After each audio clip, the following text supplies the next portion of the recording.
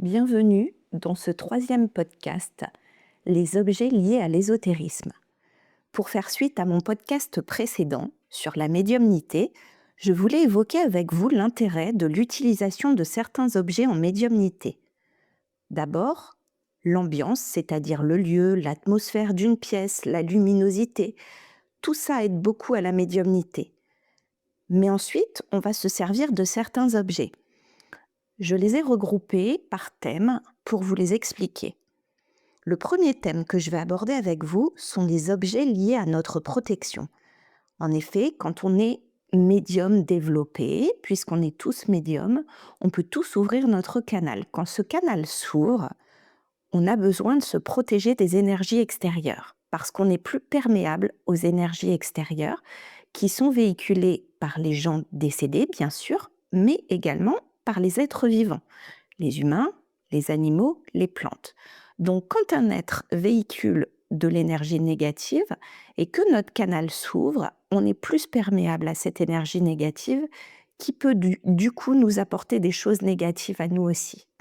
Les objets de protection sont principalement les pierres, vous avez dû en entendre parler, que l'on trouve sous forme brute ou polie et sous forme de bijoux également.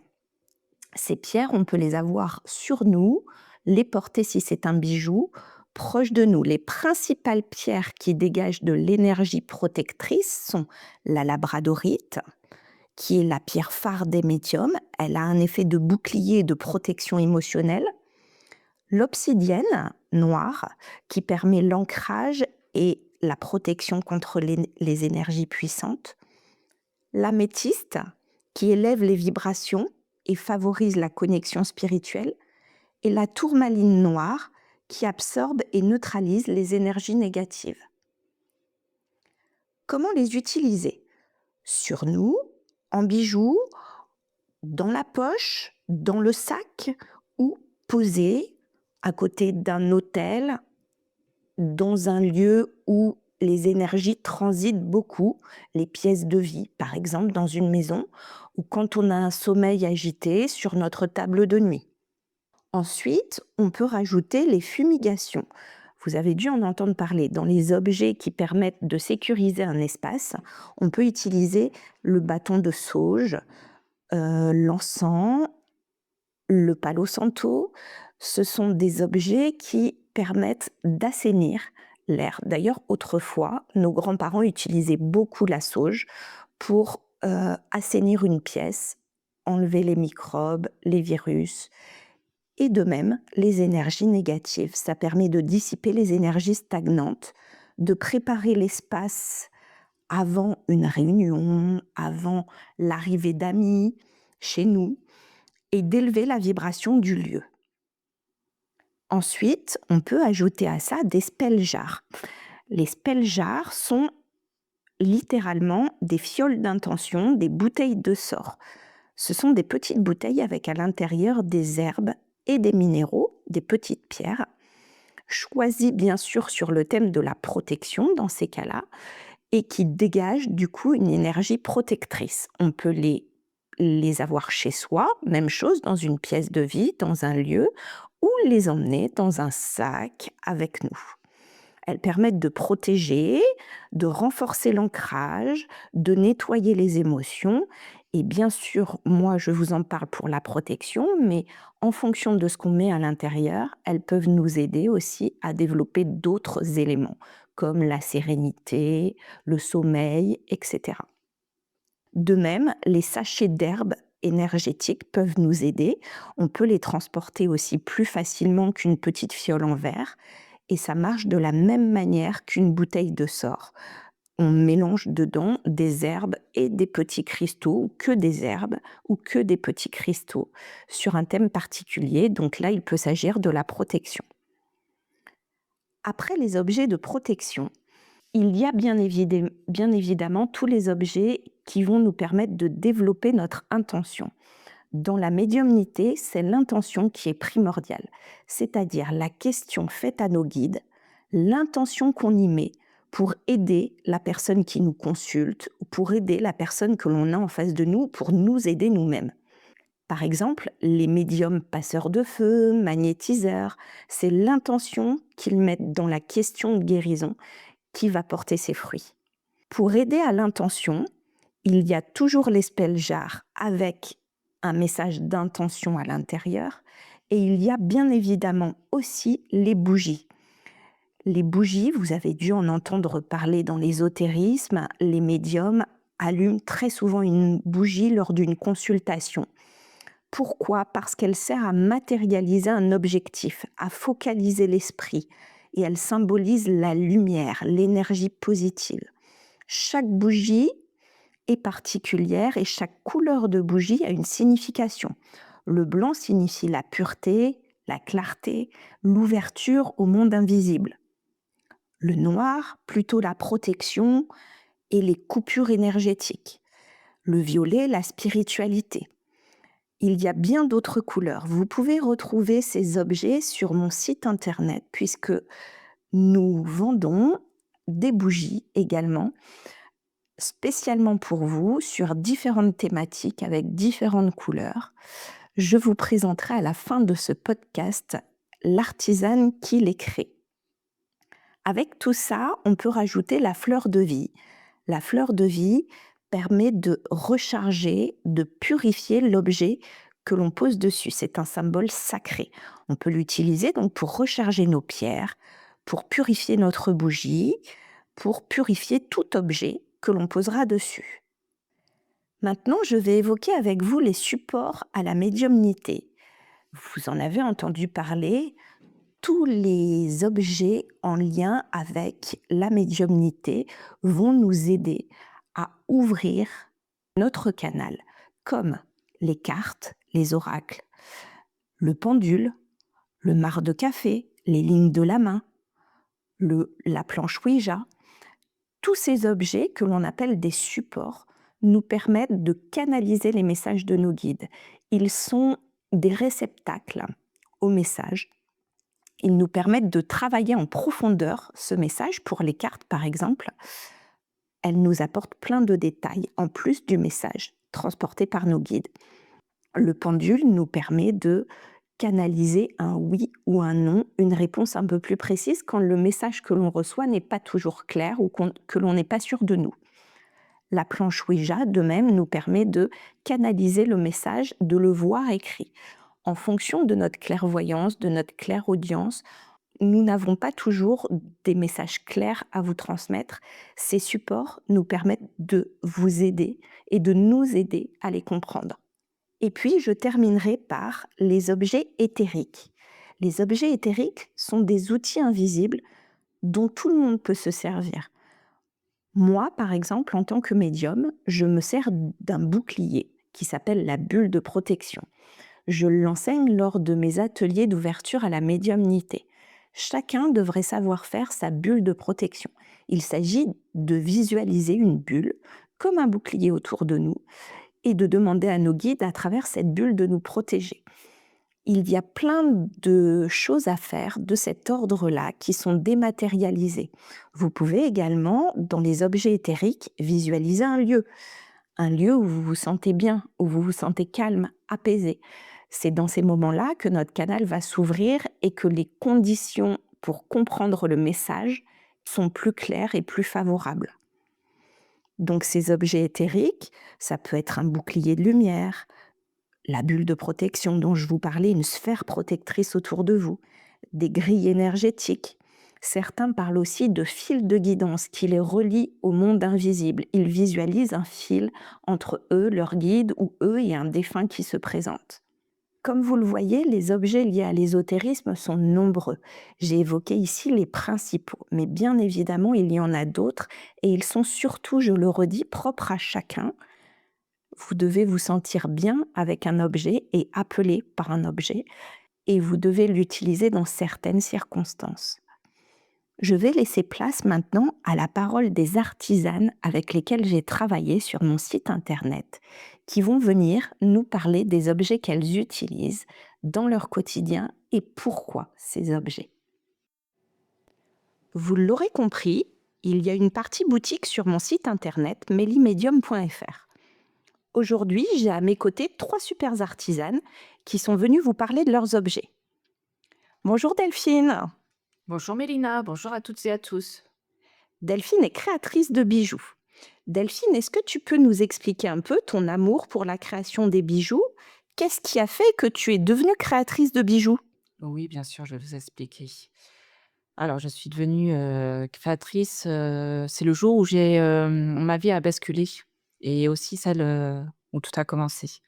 La perte de mon père, une rencontre marquante dans ma vie qui a été très très forte, les épreuves, les expériences de ma vie de tous les jours. Des moments qui ont été, durs et j'ai choisi de les transformer à partir de mes créations, de cette envie, depuis toujours au final, hem, Tes créations étaient un peu un exutoire pour toi, en fait. voilà, c'était tout à fait ça et puis, ça m'a permis aussi, de me recentrer, puisque à partir de ce moment où tout a commencé, j'ai décidé, et j'ai choisi surtout de redevenir, la meilleure version de moi-même, de me retrouver, de me reconnecter à moi-même, de me reconstruire, surtout et puis à travers tout ce chemin-là, les créations sont arrivées, je me suis recentrée sur je me suis re Oui, tu t'es recentrée sur toi à voilà, travers un travers, travail manuel, en à fait. travers, travail manuel. Les pierres sont arrivées, les énergies, et puis, le ressenti que j'avais, depuis aussi Longtemps. longtemps. Et puis, OK. Est-ce que tu peux nous parler de ton lien, du coup, à l'ésotérisme, à la médiumnité et puis comment tu relis tes bijoux à cette médiumnité? alors la médiumnité, je suis un petit peu médium. Et oui, grande nouvelle, Delphine est aussi médium, mais je vous rappelle que nous sommes tous médiums. Voilà et donc du coup, ce qui est mon lien, c'est la médiumnité, l'intention, l'écoute, la capacité de ressentir qui est très forte aussi.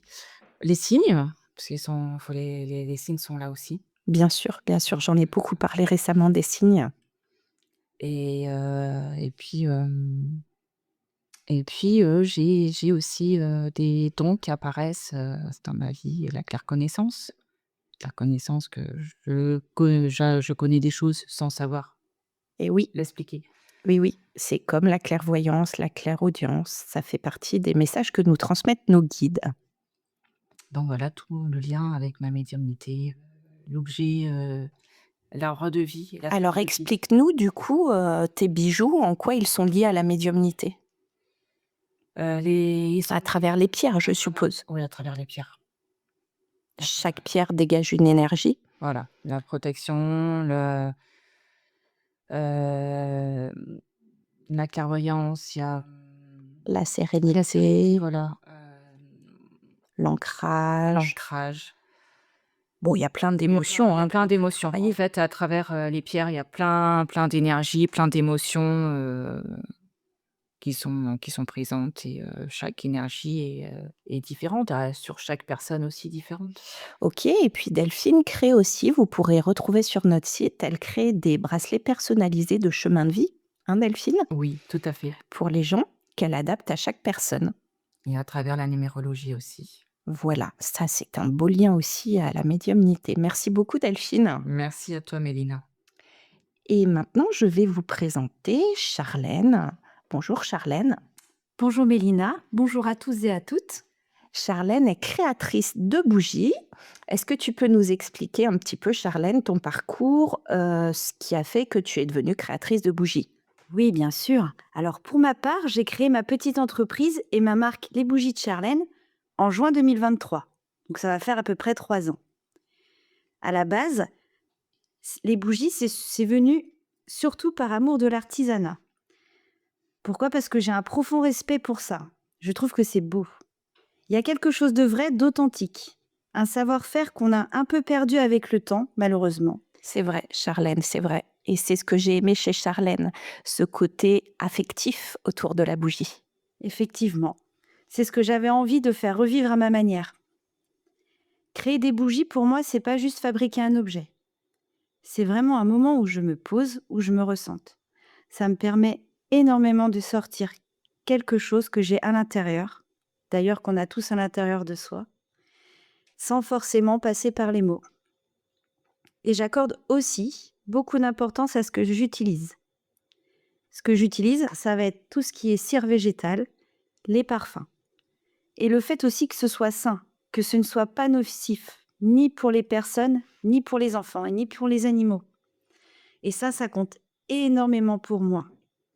Et oui, c'est aussi pour ça que j'ai choisi Charlène dans cette aventure, pour sa vision écologique et saine, qui voit la bougie dans son ensemble et pas seulement comme un objet de décoration.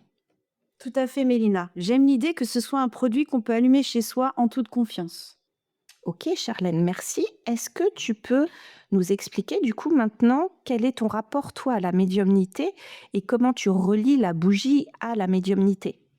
Alors pour ma part, je ne suis pas médium. En tout cas, je ne sens pas ce lien, mais je ressens autre chose. Alors, on est tous médiums, bien sûr, Charlène, mais effectivement, chez certaines personnes, ce canal n'est pas encore ouvert. Il faut savoir l'ouvrir. Tout à fait. Mais en dehors de ça, je suis quand même quelqu'un de très sensible et je crois que je ressens des choses, surtout les ambiances et les énergies, mais à ma manière. Ce qui me touche dans ma collaboration avec toi, Mélina, c'est justement ce lien entre l'invisible et le concret. Parce que pour moi, toi, tu captes et tu canalises des besoins, des émotions et des intentions. Et moi, à travers les bougies, je viens donner une forme à tout ça. Je transforme quelque chose qu'on ne voit pas en quelque chose qu'on peut tenir, allumer et regarder.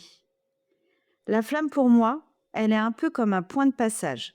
Elle crée une présence, une atmosphère, et elle accompagne sans imposer. Et au final, la bougie devient presque un support, un moyen de se connecter à une intention et de prendre un moment pour soi. C'est ma façon à moi, et pour toi, Mélina, de rendre l'invisible un peu plus tangible. Qu'est-ce que c'est beau, Charlène. Elle a tellement raison, Charlène. Charlène, elle a compris ce lien à la médiumnité. Merci beaucoup, Charlène. Merci, Mélina.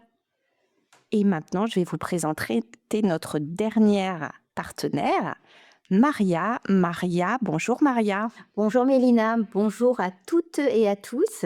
Alors Maria, elle est future herboriste et magnétiseuse.